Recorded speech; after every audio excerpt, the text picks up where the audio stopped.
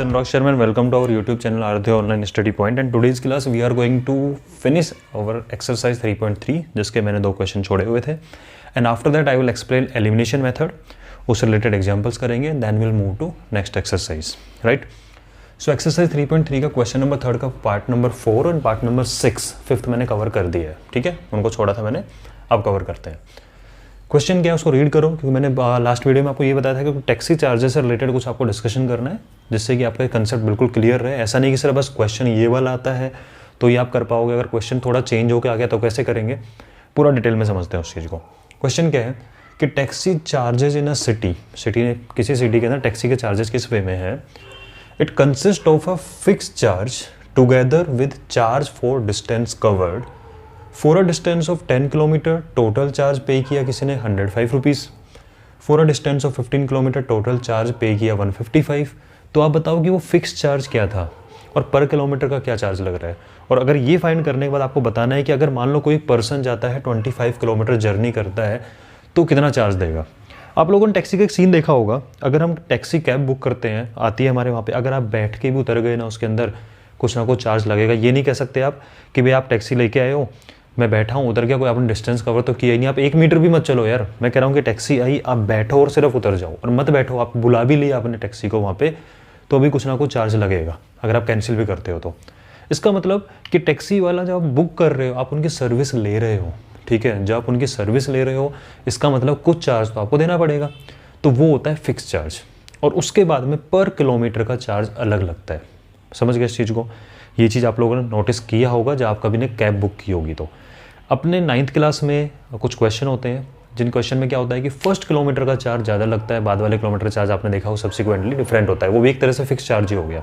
ठीक है, कि फर्स्ट किलोमीटर का इतना लगेगा 10 रुपीज़ 15 रुपीज़ और बाद में 5 रुपीज़ पर किलोमीटर. तो आपने कभी नोटिस किया है कि स्टार्टिंग वाला चार्ज ज़्यादा क्यों होता है? क्योंकि आप उनकी सर्विस ले रहे हो. ठीक है, आपने उसको बुक कर लिया है उस सीट को, उसने टाइम आपने यूटिलाइज़ किया है तो वो चार्ज हमेशा ज़्यादा होता है. ट्रेन के अंदर भी ट्रैवल किया, कम डिस्टेंस कवर करना है आपको, पता लगे कि आपने कोई जर्नी करनी है, ओनली 50 किलोमीटर की चार्ज ज़्यादा लग रहा है, आप 200 किलोमीटर जा रहे हो तो उस रेशियो में इंक्रीज़ नहीं होता है चार्ज. कि 50 किलोमीटर का चार्ज अगर मान लो आपकी टिकट वहाँ 50 किलोमीटर की 100 रुपीज़ की आ रही है तो ऐसा नहीं कि 200 किलोमीटर यानी 4 टाइम करने के 400 की आएगी, ऐसा नहीं होता है. बाद के चार्जेस सब्सिक्वेंटली कम होते चले जाते हैं. ठीक है, और एग्जांपल समझ लो इस चीज़ को. इस टाइप के क्वेश्चन समझ, ऐसा जरूरी नहीं है कि क्वेश्चन ऐसा ही बन के आएगा. लाइब्रेरी के चार्ज की बात कर दी जाती है. क्या कि आप बुक ले रहे जा रहे हो, स्टार्टिंग के 4 डेज़ के लिए आपको इतना देना पड़ेगा, एक फिक्स चार्ज होता है और उसके बाद में आपका पर डे के चार्जेस लगते हैं. ठीक है, तो ये हमें ध्यान रखने वाली बात है. तो क्या हुआ कि कुछ चार्ज है फिक्स जो आपको फाइंड करना है और एक चार्ज पर किलोमीटर कितना लगने वाला है वो आपको फाइंड करना है. Means there are 2 variables. एक तो फिक्स चार्ज 1 वेरिएबल जो कि अननोन है वो वेरिएबल एज्यूम करोगे, और एक चार्ज पर kilometre means there are 2 variable that you need to find. तो फिक्स चार्ज को मान लेते हैं x और जो चार्ज पर किलोमीटर लग रहा है उसको मान लेते हैं y. ठीक है, यानी x रुपीज़ तो लगेगा ही लगेगा, भले आप उसको मत चलाओ एक भी. ठीक है, आपने गाड़ी मंगाई, बुक की, कैंसिल कर दी. ठीक है, तो यानी कि फिक्स चार्ज तो लगेगा. और उसका पर किलोमीटर चार्ज मान लीजिए कि 1 किलोमीटर का 5 रुपीज़ लगता है, 2 किलोमीटर का 2 × 5, 3 किलोमीटर का 3 × 5. तो अगर 5 रुपीज़ ना हो y हो तो 1 किलोमीटर का y, 2 किलोमीटर का 2 × y, 3 किलोमीटर का 3 × y उस वे में लगेगा. तो आपका जो चार्ज लगेगा, तो मैं बात कर रहा हूँ 105 रुपीज़ जो आप दे रहे हो. एक जर्नी आपने की, टोटल कितना डिस्टेंस कवर किया, for a distance of 10 kilometre. 10 kilometre का चार्ज जो आपका लगेगा फिक्स तो लगेगा x, वो तो है, प्लस यानी आप दे रहे हो. अगर सोचो इस चीज़ को कि आप अपनी पॉकेट से उसको पैसे दे रहे हो. कैसे? उसने बोला भाई देखो 10 किलोमीटर आपने जर्नी की. ठीक है, बोला अच्छा 10 किलोमीटर की बता तेरा फिक्स चार्ज कितना है. बोला, आपने निकाल के दे दिया. बोले कि साहब ये तो हो गया अपना फिक्स वाला, अब पर किलोमीटर बता दो. बोला अच्छा पर किलोमीटर कितना है. बोला आपने 10 किलोमीटर कवर किया है ना तो पर किलोमीटर 5 रुपीज़ लगते हैं. बोला अच्छा 10 × 50 रुपीज़ और आपने दे दिया. ठीक है, एक एग्जाम्पल लिया है. बोला टोटल कितना हुआ. बोला टोटल 105 हो रहा है. समझ रहे हैं? इसका मतलब कि अगर मैं बात करूँ 10 किलोमीटर वाली अगर बात करें तो बोले देखो फिक्स चार्ज तो लगा ही लगा, ये तो रहेगा, कुछ एडिशनल देना है, वो एडिशनल कितना है, बोले कि 10 मल्टीप्लाई वाई। क्यों? क्योंकि आपने पर किलोमीटर वाई रुपीज़ है, 2 किलोमीटर का 2y, 3 किलोमीटर का 3y, 4 किलोमीटर का 4y, 10 किलोमीटर का 10y। अच्छा जी, आपने 10 किलोमीटर जर्नी के पैसे दिए उसको, कुछ x रुपीज़ दिए, कुछ 10y रुपीज़ दिए, बोले टोटल कितना हो गया, बोला टोटल 105 है। ठीक है। और अगर हम बात करें सेकंड जर्नी की आपने 15 किलोमीटर की, आपको समझ में नहीं आया क्योंकि देखो ये उनका मीटर कैलकुलेट करता है। आप 10 किलोमीटर जर्नी की आपने टोटल 105 दे दिए, ठीक है। आपने उससे पूछा भाई कितना फिक्स चार्ज है, बोले यार वो अपने आप कैलकुलेट करता है, ऐप है वो अपने आप कैलकुलेट करती है कितना फिक्स है कितना क्या है। लेकिन आपका दिमाग तो चल रहा है यार, मैथ्स पढ़ी हुई है, हमें तो फाइंड करना है, तो कैसे करोगे। तो आपने उसको बोला भाई तुझे पता है फिक्स चार्ज, बोले नहीं पता। बोले कितना चार्ज लग रहा है पर किलोमीटर, नहीं पता। कोई बात नहीं, मैं खुद कैलकुलेट कर लूँगा। कैसे? फिक्स चार्ज x मान लिया, पर किलोमीटर y मान लिया, टोटल तो आपको पता है कितना आपने अपनी पॉकेट से दिया, कितना किलोमीटर चले वो भी आपको पता है, ठीक है। आपने नेक्स्ट टाइम कैब को बुलाया उसी कंपनी की कैब को, तो भाई चार्जेस सिस्टम तो सेम रहेगा। अगर हम दूसरी कंपनी कैब बुलाएं तब तो चार्ज सिस्टम अलग हो सकता है। उसी कंपनी कैब का चार्ज सिस्टम सेम था ना, आपने नेक्स्ट डे दोबारा ट्रैवल किया, देखो क्यूरियोसिटी देखो आपकी, ठीक है। तो आपने 15 किलोमीटर कवर किया, तो फिक्स चार्ज तो वो ही रहने वाला है, ठीक है। और 15 किलोमीटर का लग जाएगा 15y। इस बार आपने टोटल चार्ज पे किया 155 रुपीज़, ठीक है। अब आपके पास इतनी इन्फॉर्मेशन है कि आप उस गाड़ी वाले खुद को बता सकते हो उसको भी कि भाई देख फिक्स चार्ज इतना लगता है और इतना लगता है। बोला अच्छा आपने कैसे कैलकुलेट किया, बोले मैथ्स पढ़ रखा है हमने तो, ठीक है। Linear equation in 2 variable, pair of linear equation पढ़ रहे हैं हम तो। इन दोनों इक्वेशन को अगर आपको सॉल्व करना है कैसे करोगे। अब मैं आपको सब्सटीट्यूशन मेथड यूज़ करने का अपने प्रैक्टिस खूब कर ली है, ठीक है। चाहो तो आप सब्सटीट्यूशन से कर लो कि x वैल्यू को उठा के x equal to 105 minus 10y हो जाएगा, ठीक है। और उसके बाद में x की वैल्यू को उठा के यहाँ रखा, ये सब्सटीट्यूशन की प्रैक्टिस आपने कर ली है। अब मैं आपको आज इंट्रोड्यूस करने वाला हूँ एलिमिनेशन मेथड, तो क्यों ना उस मेथड को यहीं से अप्लाई करना शुरू कर दे। तो एलिमिनेशन मेथड क्या होता है भाई, कि एक वेरिएबल को आपको एलिमिनेट करना है। भाई आपको भी बताओ मुझे कि टू वेरिएबल इस इक्वेशन में, काश यहाँ पे एक ही वेरिएबल होता, जो कि हम सब्सटीट्यूशन करने के बाद में सिंगल वेरिएबल इक्वेशन बनाते हैं। काश एक ही वेरिएबल होता, कितना इजी हो जाता काम, नहीं। यानी कि एक वेरिएबल गायब कर दो, एलिमिनेट कर दो। कैसे एलिमिनेट करोगे, कुछ ऐड करो कुछ सब्ट्रैक्ट करो तो एलिमिनेट होता ही नहीं होता है। मान लो इसमें से मैं x सब्ट्रैक्ट कर दूँ तो x हट जाएगा, तो ऐसे तो नहीं कर सकते। इक्वेशन 2 है, कैसे करेंगे, तो क्या तो दोनों इक्वेशन को ऐड कर दीजिए, या दोनों इक्वेशन मतलब एक इक्वेशन दूसरी इक्वेशन को सब्ट्रैक्ट कर दो, ठीक है। कैसे सब्ट्रैक्ट होता है, कैसे ऐड होता है, कभी भी एडिशन सब्ट्रैक्शन आपको करना है इक्वेशंस का, तो LHS वाला पार्ट तो LHS वाले पार्ट में ऐड सब्ट्रैक्ट होगा, RHS वाला पार्ट RHS वाले पार्ट में ऐड सब्ट्रैक्ट होगा, ठीक है। इक्वेशन 1 में से इक्वेशन 2 सब्ट्रैक्ट कर दो, या इक्वेशन 2 में से इक्वेशन 1 सब्ट्रैक्ट कर दो। तो अगर मैं 1 में से 2 को सब्ट्रैक्ट कर रहा हूँ तो मैंने माइनस लगाया। याद करो लॉन्ग डिवीजन मेथड, जहाँ पे आप सब्ट्रैक्ट करते हो, लिखने के बाद में करते हो ना माइनस साइन लगा के। तो ये माइनस साइन का काम क्या होता है, ये सबके साइन चेंज कर देता है अंदर। इसका मतलब ये भी माइनस बन जाएगा, ये भी माइनस बन जाएगा, और ये भी माइनस बन जाएगा, ठीक है। सब्ट्रैक्ट कर रहा हूँ, क्या करा आपने, 1 माइनस 2, आप 2 माइनस 1 भी कर सकते हो, कोई फ़र्क नहीं पड़ने वाला उससे। इसमें से इसको अब कैसे करते हो, लॉन्ग डिवीजन वैसे प्रोसेस को दिमाग में रखना, ठीक है। तो ये x है और माइनस x है, कैंसिल। ये +10 और ये -15 -5, ठीक है। 105 माइनस 155 -50, माइनस से minus cancel, y equal to 50 और 5 जाएगा डिवाइड में तो बनेगा 10। तो ये तो आपका हो गया 10 रुपीज़ पर किलोमीटर, तो ठीक है। इस वैल्यू को उठा के चाहे इसमें रख दो चाहे इसमें रख दो, किसी में भी रख दो उठा के। अगर इसको इसमें रखूँगा फ्रॉम 1, x नहीं पता, 10 multiply y, 10 multiply 10 100 equal to 105, तो x इक्वल टू 105 माइनस 100 होगा तो 5 रुपीज़। इसका मतलब फिक्स चार्ज लग रहा था 5 रुपीज़, ठीक है, और पर किलोमीटर का चार्ज लग रहा है आपका 10 रुपीज़, ठीक है। कैलकुलेट कर लो ओरली, कैसे, एक बार वेरीफाई करते हैं आंसर को कि 5 रुपीज़ फिक्स है, छोड़ो 10 किलोमीटर का 10 रुपीज़ के हिसाब से 100 रुपीज़ बनता है। 10 किलोमीटर का 10 रुपीज़ पर किलोमीटर के अकॉर्डिंग 10 10 100 बनेगा, 100 + 5 105 बना। 10 रुपीज़ के अकॉर्डिंग 15 किलोमीटर का कितना बनेगा, 15 मल्टीप्लाई 10 150 रुपीज़ बनेगा, और 5 रुपीज़ और एडिशनल जो देना है उसको 155। यही आपको बोला है कि अब बताओ नेक्स्ट बार। अब आप पता क्या हुआ, अब आप हो गए इंटेलिजेंट। कैसे, आपको पता है क्या चार्ज सिस्टम इस कंपनी का। तो नेक्स्ट टाइम आपको अभी जर्नी करनी है तो आप पहले ही कैलकुलेट कर लोगे बिना उसके ऐप के कि यार मुझे 25 किलोमीटर कवर करना है, 25 किलोमीटर का 25 10 250 वो लगेगा और 5 रुपीज़ एक्स्ट्रा लगेगा, 255 होगा। समझ गए। तो ये इन्फॉर्मेशन काम की है कि अगर आपको फाइंड करना है 425 किलोमीटर जर्नी तो x means fix charge 5 rupees तो वो लगा, और 25 किलोमीटर का 25 मल्टीप्लाई बाई 10 दैट मीन्स 5 + 250, यानी आप 255 कवर करोगे। तो आप जब कैब ड्राइवर को बुलाओगे तो आप पहले ही बोल दोगे भैया इतना लगने वाला है। बोले कैसे पता, बोले बस पता है, हमने तो कैलकुलेट कर लिया। ठीक है, तो ये कहानी थी चार्जेस के रिगार्डिंग, बहुत इजी है, इसको एक बार नोट करो जल्दी से। ठीक है ना, मैं नेक्स्ट क्वेश्चन इसका करते हैं। और एलिमिनेशन मेथड का भी मैंने आपको आइडिया दे दिया है कि कैसे करते हैं ऐड सब्ट्रैक्ट। और अब किसी के मन में आ रहा होगा सर कब ऐड करें कब सब्ट्रैक्ट करें, क्या प्रॉब्लम है। तो भाई अभी तो मेथड को मैंने इंट्रोड्यूस किया है, we are going to solve lot of question, तो उसमें आपको सब पता लग जाएगा। आपके मन में आ रहा होगा सर अगर x नहीं होता, यहाँ 2x होता तो कैसे होता, वो सब सीखेंगे। ठीक है ना, चलो आप इसको नोट करो while I am writing next question। चलो लिख ही देता हूँ, आप जल्दी से लिख लो इसको। 5 year hence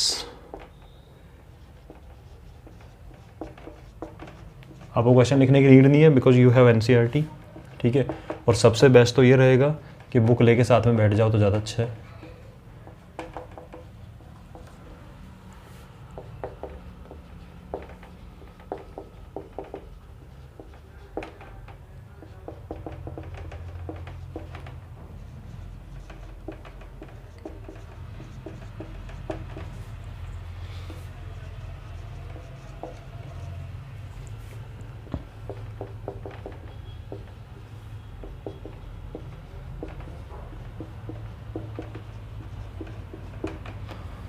हाँ जी, क्वेश्चन क्या है, एज वाले क्वेश्चन है, अच्छे क्वेश्चन है एज वाले करते हैं इनको भी कंप्लीट।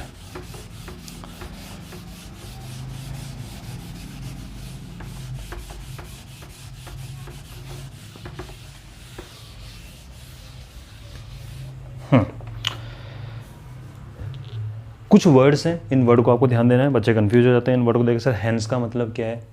ठीक है, तो कुछ ध्यान रखने वाली बात है। 5 year hence, ठीक है, 5 year बाद, यानी कि 5 year hence भी आ सकता था, 5 year later भी आ सकता था ये वाला वर्ड, या फिर ये इसी वे में आ सकता था कि आफ्टर 5 year। तीनों बातों का एक ही मतलब है। ठीक है ना, आफ्टर 5 year बोल दो, 5 year hence बोल दो, 5 year later बोल दो, एवरीथिंग हैव सेम मीनिंग, कोई कन्फ्यूजन वाली बात नहीं है। ठीक है ना, ये ध्यान रखना है आपको। 5 year ago, 4 year ago मतलब पहले की बात कर रहे हैं।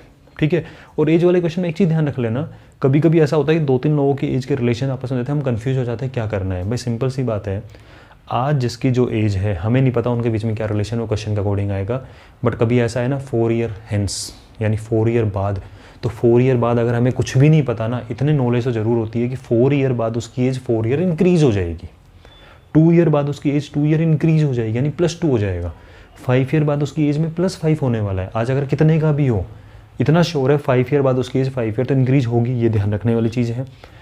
3 year ago कुछ भी एज है, आज 30 का है तो 3 year ago 27 का था, आज 33 का है तो 30 का था, आज 40 का है तो 37 का था, मतलब 3 year ago उसकी एज 3 year कम थी।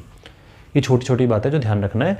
आपको लगता है सारी चीज़ तो पता है लेकिन एग्जाम में कंफ्यूज हो जाते हैं, इसलिए मैंने आपको बता दिया। बाकी इन क्वेश्चन में कुछ नहीं होता। क्या है क्वेश्चन कि 5 year later, 5 year hence, age of Jacob will be. ये विल देख के भी आपको समझ में आ जाना। देखो एक चीज़ बताता हूँ मैं, कुछ बच्चे ऐसे होते हैं, कुछ % बच्चे वो क्या करते हैं, क्वेश्चन में अटक के बैठ जाते हैं। उनके अटकने का रीज़न क्या है, वो ना 1 या 2 वर्ड उनको समझ में नहीं आता क्वेश्चन का। ठीक है, जैसे मान लो सपोज को उसके दिन पढ़ने बैठा 5 year hence, यार पता ही नहीं है 5 year hence क्या है, कि बाद की बात कर रहे हैं पहले की, हो सकता है उसको नहीं पता, मैं वो केस लेके चल रहा हूँ। तो वो इस वर्ड को लेके बैठ जाते हैं कि 5 year hence का मतलब नहीं पता है यार, पता नहीं कैसे गलत नहीं हो जाएगा, पता लगे प्लस करना था मैंने माइनस कर दिया, क्वेश्चन छोड़ के आ गया। अरे यार चलो ठीक है, आपको एक वर्ड समझ में नहीं आ रहा, मान लिया। इतने बड़े क्वेश्चन में से अगर हमें एक वर्ड समझ में नहीं आता उससे क्या होगा। चलो मैं मानता हूँ कि बाद में आपको हिंट नहीं मिल रहा कहीं भी, तब भी अटैम्प्ट तो करना चाहिए, थोड़ा दिमाग लगा के क्या क्वेश्चन में हो सकता है सिचुएशन। और नहीं तो देखो कितना अच्छा दूसरा वर्ड हिंट दे रहा है आपको, जैकब विल बी। विल कौन सा टेंस है, फ्यूचर टेंस है कि पास्ट टेंस है, सीधी सी बात है फ्यूचर टेंस है। तो 5 ईयर हेंस अगर आपको नहीं पता हेंस का मतलब कोई बात नहीं, 5 ईयर बाद या पहले नहीं पता, जिसकी एज हो जाएगी विल बी, तो हो जाएगी तो फ्यूचर की बात कर रहा है यार। तो यहाँ पे हेंस का मतलब क्या हो गया कि फ्यूचर की बात कर रहा है, 5 ईयर बाद की बात कर रहा है। समझ गए इस चीज़ को। तो Jacob will B 3 times that of his son, जितना भी उसका सन होगा उसका 3 टाइम हो जाएगा 5 ईयर बाद। 5 ईयर अगो, 5 ईयर पहले क्या सिचुएशन थी वो भी देख लो एक बार, कि Jacob was 7 times that of his son. 5 year पहले 7 टाइम थी उसकी एज, और हमें फाइंड क्या करना है, प्रेजेंट एज। इन दोनों की आपको प्रेजेंट एज फाइंड करनी है।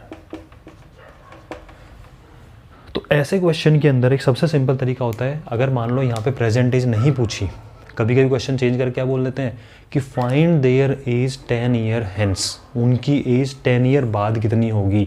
तो भाई 10 ईयर बाद तो तभी फाइंड कर पाओगे जब आज की पता होगी प्रेजेंट। यानी कि सबसे मेन एम जो होता है एज वाले क्वेश्चन का वो होता है आपको प्रेजेंट एज फाइंड करना। चाहे कुछ भी पूछा हो प्रेजेंट एज पता लगनी चाहिए। बाद में अगर पहले का पूछा तो पहले का बता देंगे, बाद में पूछा बाद में बता देंगे। तो हमारा टारगेट जब प्रेजेंट एज फाइंड करना है, इसका मतलब कभी भी वेरिएबल अज्यूम कर रहे हो एक्स या वाई, तो हमेशा कौन सा करना है आपको, प्रेजेंट एज। ठीक है, तो मैंने लिया एक, तो ये तो है जैकब भाई साहब और ये उनके हैं सन। ठीक है, मैं बात कर रहा हूँ प्रेजेंट की, प्रेजेंट एज मान लेते हैं ये एक्स ईयर है और ये है वाई ईयर, और ब्रैकेट में लिख लो लेट, ये मैंने माना है। ठीक है ना, इसकी एज एक्स और इसकी age y. Now 5 year later, 5 year later जो भी हो हमें नहीं पता 5 ईयर तो इंक्रीज होगा कि नहीं होगा। आज जो भी है उसमें 5 ईयर तो ऐड होने आज 30 का 35 का हो जाएगा, राइट। तो 5 ईयर लेटर इतना पता है कि जो भी है 5 ईयर बड़ा हो जाएगा, थोड़ा सा एज बढ़ जाएगी उसकी, और इसकी एज क्या हो जाएगी 5 ईयर लेटर y+5। ये तो हमारे अकॉर्डिंग है। क्वेश्चन में क्या कंडीशन है कि 5 year letter Jacob will B 3 times that of his son. अब कुछ बच्चे यहाँ कन्फ्यूज हो जाते हैं कि सर ये 3 टाइम्स किया हुआ है, ये इसमें मल्टीप्लाई होगा या इसमें मल्टीप्लाई होगा। कोई बात नहीं, हम बनाते हैं इक्वेशन। गिवन क्या है आपको, ये एक काम करते हैं, इस सिचुएशन को पहले दूसरी सिचुएशन लिख लेते हैं, फिर आपको इक्वेशन बनाना सिखाता हूँ। सेकंड क्या है, 5 ईयर अगो क्या था, 5 ईयर अगो, 5 ईयर अगो जो भी हो हमें नहीं पता, इतना पता है। अब देखना यहाँ और कन्फ्यूजन वाली चीज़ें, जो गलतियाँ करते हो मैं वो गलती पकड़ पकड़ के बता रहा हूँ। सर इसमें से सबट्रैक्ट करें 5 या इसमें से सबट्रैक्ट करें 5। आज आपकी जो एज है 5 ईयर पहले उसमें से 5 ईयर कम थी ना। आज अगर मान लो मैं 30 का हूँ तो 5 ईयर पहले मैं 30 - 5 था ना। ऐसा तो नहीं है मैंने आज 30 का हूँ, मैं 5 ईयर बाद 35 का हो गया, और 5 ईयर पहले 35 - 35 वापस से 30 का हो गया। प्रेजेंट में ही सबट्रैक्ट करोगे, प्रेजेंट में ही ऐड करोगे, तो 5 ईयर पहले जो भी था वो प्रेजेंट के साथ में ही था ना, और बाद वाला भी प्रेजेंट के साथ ही, यानी जो भी रिलेशन आपको प्रेजेंट के साथ लेना है। तो 5 ईयर पहले कितना था, प्रेजेंट कितना है x, तो 5 ईयर पहले कितना था x-5। 5 ईयर लेटर ये 5 ईयर पहले कितना था y-5। यहाँ तक क्लियर हो गया होगा। ठीक है, कि जो भी रिलेशन बनाना है वो प्रेजेंट के साथ बनाना है। ठीक है, अब हमें गिवन क्या है वो देख लो, इक्वेशन बनाते हैं। 5 ईयर लेटर यानी कि इस पे फोकस करेंगे। ठीक है, 5 ईयर लेटर मतलब इस सिचुएशन पे फोकस करने वाले हैं। Now age of Jacob means x+5, will be, is, am, are, was, were, सबका मतलब मैथ्स में क्या होता है, इक्वल टू।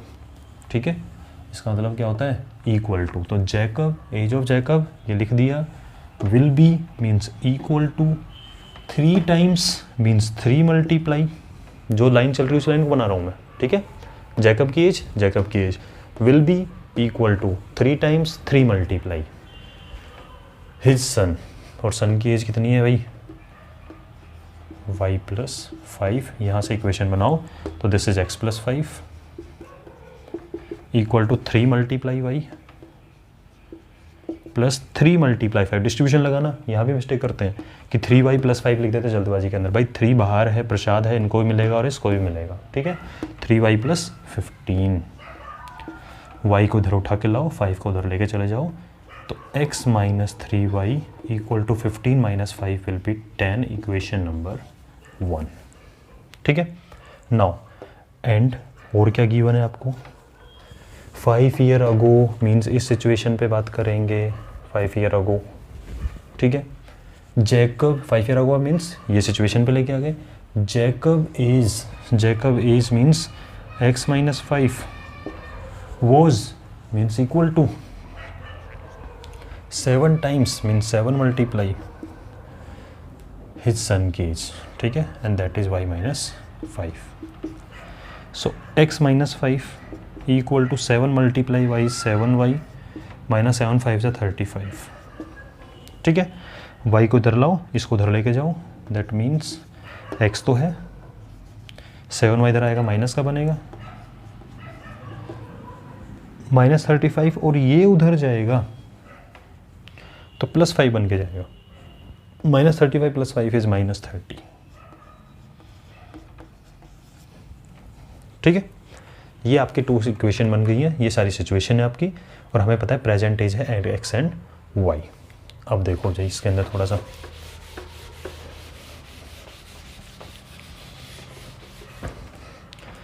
आपकी एक इक्वेशन है x minus 3y equal to 10 and x minus 7y equal to minus 30। इस इक्वेशन में से इक्वेशन को सब्ट्रैक्ट कर दें, तो सब्ट्रैक्ट करने का मतलब ये भी माइनस, मैं यहाँ माइनस साइन लगाऊंगा, इसका मतलब ये माइनस बनेगा, ये प्लस बनेगा, और ये क्या बनेगा, प्लस। सबके साइन चेंज होते हैं, ठीक है।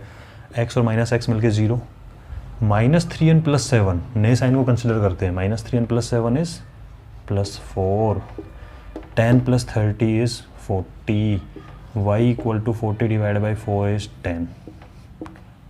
इसका मतलब y क्या था हमारा, सन, ठीक है। तो सन की एज तो आपकी निकल के आ गई 10 ईयर, और आपकी इक्वेशन है ये, इसमें उठा के रख देते हैं, ठीक है। तो x minus 3 multiply y is 10, तो x इक्वल टू 10, और 10 3 से 30 उधर जाके प्लस का बनेगा क्योंकि यहाँ माइनस का है, तो x इक्वल टू 40 ईयर, और ये एज किसकी हो गई आपकी, जैकब। क्या है ये, प्रेजेंट एज है। अब आपके मन में आ रहा हो सर एक बार वेरीफाई कर लेते हैं आंसर को, इतनी मेहनत की है, ठीक है। 5 ईयर लेटर ये हो जाएगा 15 का, ठीक है, ये हो जाएगा 45 का, होगा नहीं होगा, क्या 15 का 3 टाइम्स है 45, 15 3 जा 45 है, और वही लिखा हुआ है कि 5 ईयर लेटर 3 टाइम्स है। 5 ईयर अगो ये था 5 का, ये था 35 का, 5 7 जा 35, 7 टाइम था या नहीं था, बिल्कुल था 7 टाइम, ठीक है ना। तो एक बार इसको नोट करो, इसके बाद में एग्जाम्पल तरफ मूव करते हैं फॉर एलिमिनेशन मैथड, राइट। भाई अपने यार दोस्तों को बता देना, ठीक है, शेयर कर दिया करो अपने फ्रेंड्स के साथ में, और ज़्यादा से ज़्यादा कनेक्ट करो और आराम से मज़े से पढ़ो, ठीक है। एक बार रिड्यूस सिलेबस के रिगार्डिंग भी वीडियो बना दूंगा मैं, कि आपका क्या सिलेबस रिड्यूस हुआ है, पूरा अच्छे से एक्सप्लेन करते हुए, समझाते हुए, क्या क्या पोर्शन पढ़ना है, किस पोर्शन को आप नहीं छोड़ सकते, भले ही आपको वहाँ पे कट करा हुआ दिखे, लेकिन कौन सा पोर्शन इंपॉर्टेंट है वो सब बताऊंगा मैं वीडियो बना के, ठीक है ना। चलो अब बात आती है एलिमिनेशन मेथड के रिगार्डिंग, वो जो मैं आपको बता चुका हूँ एलिमिनेट कैसे करना है। ये तो खैर एक ही वैरायटी वाला क्वेश्चन था कि सिंपली सब्ट्रैक्ट कर दिया, ठीक है ना। अलग अलग वैरायटी के क्वेश्चन आएंगे काफ़ी, किस किस तरह से यूज करना है उसको वो सब बताते हैं।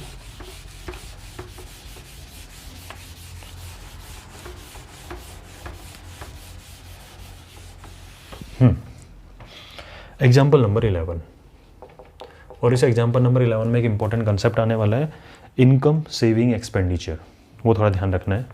तो क्या लिखा हुआ है कि ratio of income of 2 person, ठीक है, मान लेते हैं हमारे पास में 2 पर्सन है ए एंड बी। सबसे पहले बात चल रहा है इनकम, तो उनकी इनकम का रेशियो है 9:7, ठीक है। अब देखो ये इसकी इनकम का रेशियो का मतलब क्या, 9:7, कि अगर ये 9 रुपीज़ कमाता है तो 7 रुपीज़ कमाता है इनकम। ये अगर 90 है तो ये 70 है, ये 900 है तो 700 है, 9000 है तो 7000 है, 9 लाख है तो 7 लाख है इसकी इनकम। ठीक है, बट रेशियो क्या होना चाहिए, 9:7। तो मान सकते हैं इसका मतलब कि इनकी इनकम हो गई आपकी यहाँ से 9x एंड 7x। x की वैल्यू कुछ भी हो सकती है, एनी नेचुरल नंबर। ठीक है, उसके बाद बात करते हैं इनका, बात कर दी एक्सपेंडिचर। एक्सपेंडिचर जानते हो, एक्सपेंडिचर का मतलब हो गया कितना खर्चा कर रहे हैं मंथ में। तो इनके एक्सपेंडिचर का जो रेशियो है दैट इज़ 4:3। अब कुछ बच्चे यहाँ गड़बड़ ये करते हैं कि इसको मान लेंगे 4x एंड 3x, वो गड़बड़ हो जाता है थोड़ा सा, क्योंकि आप सेम क्यों यूज़ कर रहे हो, डिफरेंट भी तो हो सकता है। रेशियो 4:3 रहेगा, इनका आपस का है तो डिफरेंट वेरिएबल यूज़ करो, वरना आप इस चीज़ को लेके गड़बड़ होना स्टार्ट हो जाती है। ठीक है, तो यूज़ डिफरेंट वेरिएबल अगर रेशियो की बात चल रही है तो इनका रेशियो अगर 4:3 है तो let this is 4y and let this is 3y। Same हो सकता है कि जो कोफिशिएंट यहाँ मल्टीप्लाई है वही कोफिशिएंट यहाँ मल्टीप्लाई हो रहा हो, x की बात कर रहा हूँ मैं। ठीक है, जो वेरिएबल यहाँ मल्टीप्लाई कर रहे हो वही वेरिएबल यहाँ मल्टीप्लाई कर रहे हो सकता है, लेकिन यूज़ डिफरेंट वेरिएबल, क्योंकि वही पर्टिकुलर केस बनेगा बस। ठीक है, उसके बाद बात की गई है इनकी सेविंग। तो भाई क्या है, if each of them manages to save 2000 rupees per month find their monthly income. इसकी सेविंग भी 2000 रुपीज़ है, इसकी सेविंग भी 2000 रुपीज़ है। अब आपको इनकी मंथली इनकम बतानी है।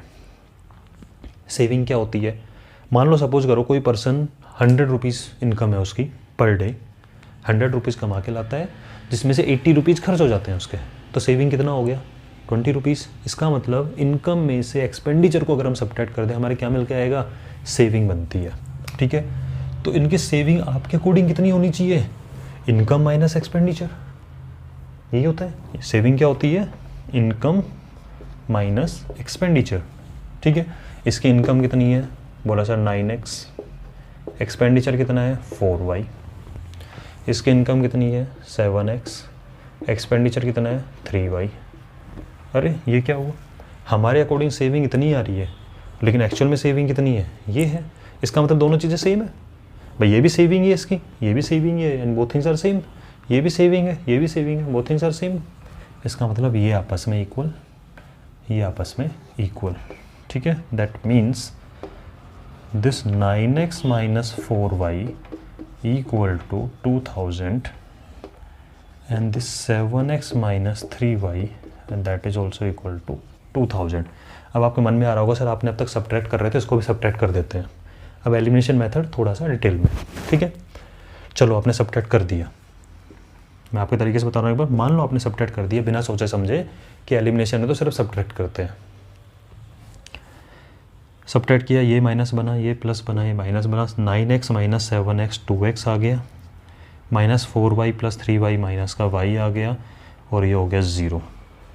क्या ये सिंगल वेरिएबल की इक्वेशन बनी, नो। क्या आपकी प्रॉब्लम सॉल्व हुई, नो। तो ऐसे ही ब्लाइंडली नहीं करना है। ठीक है, तभी तो मैंने बोला एलिमिनेशन मेथड वो तो स्टार्ट हुआ है भाई। बात बताओ आपका एलिमिनेशन का टारगेट क्या है, एक वेरिएबल हट जाना चाहिए। कैसे हटेगा कि सर ये अगर 9x है तो ये भी 9x होता तो प्रॉब्लम नहीं थी। ठीक है, या फिर ये 4y है इसको भी 4y बन जाता तब भी कोई प्रॉब्लम नहीं थी, लेकिन ऐसे तो बन नहीं पाता। तो क्या करें, तो आपको एक वेरिएबल पे टारगेट करना है, चाहे x वाले पे कर लो चाहे y वाले पे कर लो। इतना तो आपको पता है कि सेम चीज़ में से सेम चीज़ को सब्ट्रैक्ट करेंगे तो ही 0 बनेगा। ठीक है, दो नंबर को सेम कैसे बनाया जाता है, मैंने कहा एक वेरिएबल पे टारगेट करना। अगर आप x वाले पे टारगेट कर रहे हो तो x पे फोकस करो, y पे कर रहे हो तो y पे फोकस करो, दूसरे को भूल जाओ फिर। ठीक है, चलो मैं आपको दोनों तरह से बताता हूँ। ये वाला क्वेश्चन है कि पहले मैं x को टारगेट कर रहा हूँ, तो ये 9 है और ये 7 है, दोनों चीज़ें सेम कैसे बनती है, दो चीज़ें सेम कब बनाते हो, एलसीएम लेते जब दो चीज़ें सेम बनती है। 3 और 4 डिनोमीटर की बात कर रहा हूँ, तो 3 और 4 का काम तो नहीं चल रहा, लेकिन 3 और 4 का एलसीएम लेके 12 बन जाता है। तो 3 को 12 बनाओ तो 4 से मल्टीप्लाई करके, और 4 को 12 बनाओ तो 3 से मल्टीप्लाई करके, तो वहाँ पे प्रॉब्लम हमारी सॉल्व हो जाती है। तो वही काम यहाँ करना है आपको कि एलसीएम क्या बन पाएगा इसका, तो इसको तो 7 से मल्टीप्लाई कर दो और इसको 9 से मल्टीप्लाई कर दो। ठीक है, लेकिन जो भी काम करोगे पूरी इक्वेशन में करोगे, ऐसा तो नहीं सिर्फ इसको चेंज कर दिया। ये क्या बात है, हमारे घर की खेती थोड़ी ना लगी हुई है कि हम इसको चेंज कर दें, इसको चेंज कर दें। हम जो भी करते हैं इक्वेशन में पूरे में करते हैं, क्योंकि दोनों साइड में इक्वेशन में कुछ भी करने में कोई चेंज नहीं आता, आपको पता है ये वाली चीज़। तो 7 9 जा 63, 7 4 जा 28। अच्छा, इस क्वेश्चन में जब दूसरा मेथड बताऊंगा तो आपको एक चीज़ बताऊंगा कि फास्ट कैसे करते हैं इसको। एंड 7 2 जा 14,000, 9 7 जा 63, 9 3 जा 27, ठीक है। और उसके बाद में ये 9 2 जा 18, राइट। ये माइनस सबको सेपरेट करोगे तो ये बन जाएगा माइनस का, ये बन जाएगा प्लस का, और ये बन जाएगा माइनस का, ठीक है। -28 + 27 नए साइन को कंसिडर करो, दैट मीन्स माइनस का 1y, 14 - 18 इज माइनस का 4, माइनस से माइनस कटा, दैट मीन्स y = क्या आ गया आपका 4000। अब आपको x की वैल्यू फाइंड करनी है, चाहे इसमें रखो, चाहे इसमें रखो, चाहे इसमें रखो, चाहे इसमें रखो, आप पास 4 ऑप्शन अवेलेबल है। इस इक्वेशन रखो, इसमें रखो, इसमें रखो, इसमें रखो, लेकिन मैं सजेस्ट करूंगा आपको कि जो पुरानी वाली इक्वेशन है उनमें रखना। क्यों? क्योंकि पुरानी वाली इक्वेशन के कोफिशिएंट छोटे हैं, 9 है, 4 है, 7 है, 3 है, यहाँ पे 63 है, 28 है, 63 है, 27 है। कौन सा ईजी रहेगा कैलकुलेट करना, ये वाले कि ये वाले? ये, ठीक है। इनमें आपकी मर्जी, जिसमें रखना है आपको पसंद है। चलो 1 में रख लेते हैं, ये 2 थी अपनी, तो फ्रॉम 1 अगर हम बात करें तो this is 9x minus 4 × y, 4 × 4000, 4 4 जा 16,000, ठीक है, equal to 2000। 9x equal to 2000, 16 उधर जाएगा तो 18 बन जाएगा टोटल। तो x इक्वल टू 2000। इसका मतलब क्या है कि एक ही इनकम कितनी है, इनकम की बात करें तो इनकम के लिए आपको x की नीड थी, ठीक है, और आपको एक्सपेंडिचर फाइंड करने के लिए y की नीड थी। सारी चीज़ चेक करते हैं, आंसर वेरीफाई करते हैं। 9 2 जा 18,000 तो इसकी इनकम थी, और 7 2 जा 14,000 इसकी इनकम थी, ठीक है। y 4 है तो 4 4 जा 16,000 तो इसने स्पेंड कर दिया, और 4 3 जा 12,000 इसने एक्सपेंड कर दिया, ठीक है। अब देख लो, चाहिए 18,000 इनकम में 16,000 एक्सपेंड कर दिया, एक्सपेंडिचर है उसका, तो बचा कितना, 2,000 बचा कि नहीं बचा। 14 में से 12 खर्च कर दिया, 2,000 बचा है नहीं बचा। और जब रेशियो फाइंड करोगे तो 3 0 कट जाएंगे, 2 9 जा 2 7 जा, ये रेशियो आ रहा है, इसमें 3 0 कटेंगे, उसके बाद 4 4 जा 4 3 जा, सेम रेशियो, और आंसर हो गया वेरीफाई, ठीक है। अब मैंने आपको एक चीज़ बोली थी कि ज़रूरी नहीं आप x को ही एलिमिनेट करो, आप इसमें y को भी एलिमिनेट कर सकते हो। कैसे? मैंने टारगेट किया y को, ये है 4, ये है 3, ठीक है ना, तो 4 और 3 का 12 बना दो, सही रहेगा, बेस्ट है। तो 12 कैसे बनेगा, देखो, इसको भूल जाओ, ये 12 बनेगा 3 से मल्टीप्लाई करके, और ये 12 बनेगा 4 से मल्टीप्लाई करके। ये भी 12 बन गया, ये भी 12 बन गया, काम हो गया हमारा आसान, ठीक है। तो ये 3 9 जा 27, 3 4 जा 12y इक्वल टू 3 2 जा 6,000, 4 7 जा 28, 4 3 जा 12y, और 4 2 जा 8,000, ठीक है। सब्ट्रैक्ट करो, तो सब्ट्रैक्ट करने के लिए ये माइनस बन जाएगा, ये प्लस बन जाएगा, ये माइनस बन जाएगा। उसके बाद ये -12 + 12 तो कैंसिल होने होने, राइट। और 27 - 28 मीन्स माइनस का 1, और 6 - 8 मीन्स माइनस का 2000, ठीक है। मैंने कहा था कि आपको बताऊंगा फास्ट कैसे होता है, मैंने आपको पहले तो मेथड एक्सप्लेन कर रहा हूँ, फिर बताने वाला फास्ट कैसे होता है। x 2000 निकल के आ गया। अब आप मुझे एक चीज़ बताओ, आपको फाइंड क्या करना है, आपको फाइंड क्या करना है, ज़रा ध्यान देखो। आपको फाइंड करना है इसके अंदर, मैं इसको रीड इसलिए कर रहा हूँ, पता है मुझे क्या चीज़ फाइंड करनी है, इसमें फाइंड करना है मंथली इनकम, ठीक है। मंथली इनकम में आपको कौन से वेरिएबल की नीड है, x, तो क्यों ना हम डायरेक्ट x फाइंड करें। पिछले क्वेश्चन में हमने पहले y फाइंड किया था, फिर y की वैल्यू को रखा था, और फिर x फाइंड किया था, समझ रहे हो इस चीज़ को?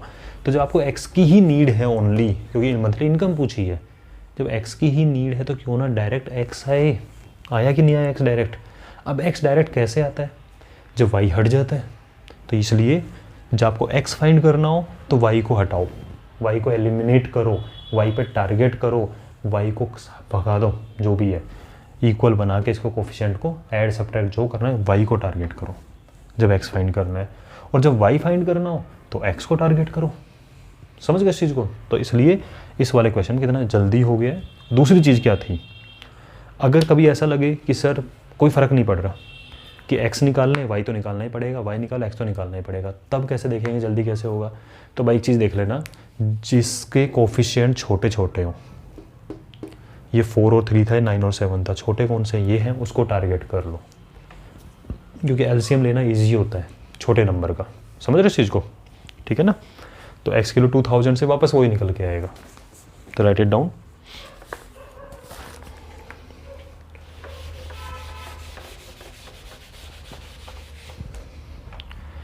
एग्जाम्पल नंबर 12,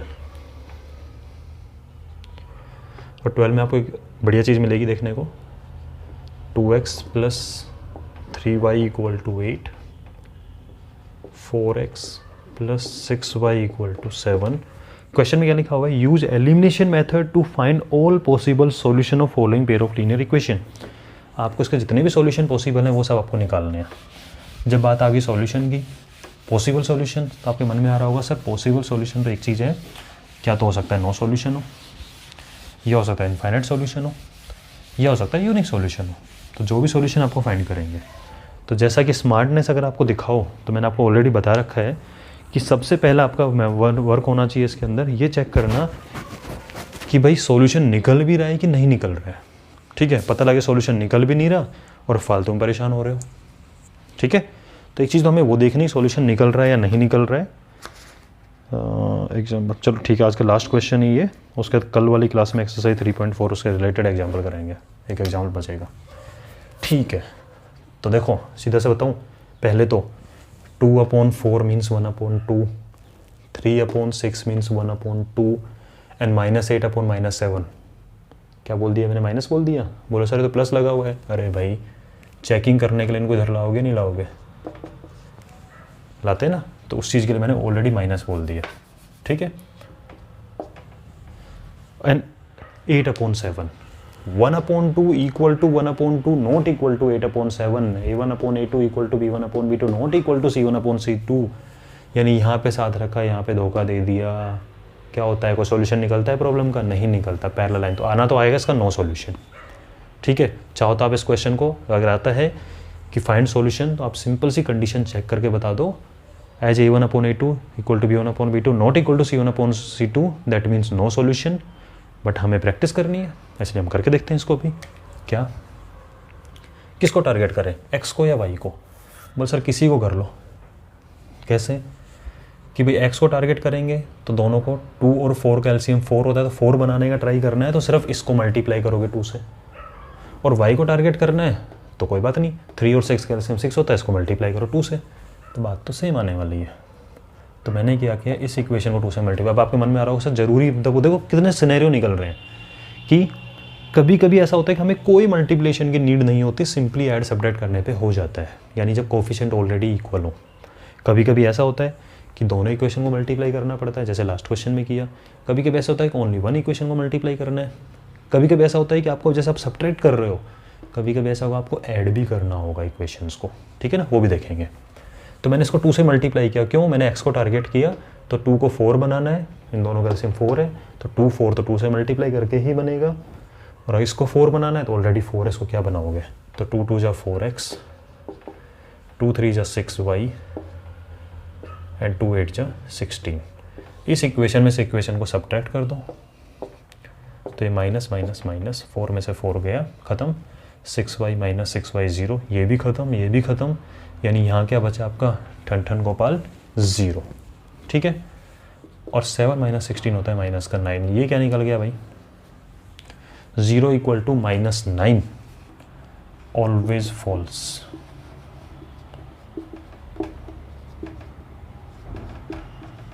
कैसी कंडीशन निकल के आ रही है? फॉल्स वाली कंडीशन निकल रही है, मैथ्स में फॉल्स वाली कंडीशन, यानी इसमें फॉल्स वाली कंडीशन का याद करो चीज़ों को। जब ऑलवेज ट्रू निकलता है वो कौन सा केस होता है आपका, कोइंसिडेंट लाइन, इनफाइनाइट सॉल्यूशन, ठीक है। और जब फॉल्स वाली कंडीशन निकलती है इसका मतलब क्या होता है, नो सॉल्यूशन। और मैं आपको ऑलरेडी बता दिया था क्योंकि यहाँ पे a1/a2 तो भी b1/b2 को इक्वल था, but that was not equal to c1/c2। समझ रहे इस चीज़ को। तो ये थोड़ा सा ध्यान देने वाली चीज़ें हैं, इस पे रखो, फटाफट से हो जाएगा ये चीज़, ठीक है ना। चलो भाई, आज की क्लास में इतना ही है, अपने फ्रेंड्स के साथ शेयर कर देना वीडियो को। एंड एग्जाम्पल नंबर 13 अच्छा है, सम ऑफ डिजिट 2 डिजिट नंबर उनका रिवर्स करने पे तो उस क्वेश्चन करेंगे। एंड देन एक्सरसाइज 3.4 को नेक्स्ट क्वेश्चन में क्रॉस मल्टीप्लिकेशन आपका ऑलरेडी रिमूव हो चुका है, तो वो मेथड एक्सप्लेन नहीं करूँगा, लेकिन उससे रिलेटेड क्वेश्चन जो एक्सरसाइज 3.5 में है वो तो करेंगे, ठीक है। बिकॉज ये एक ओनली मेथड है, इसलिए मैंने बोला कि पूरा सिलेबस डिस्कस करने वाला वीडियो लेके आऊँगा, थोड़ा सा वेट करो, ठीक है। अभी जब तक जितना पढ़ा रहा हूँ पढ़ते चलो मज़े से, ठीक है भाई। Okay, take care, bye bye.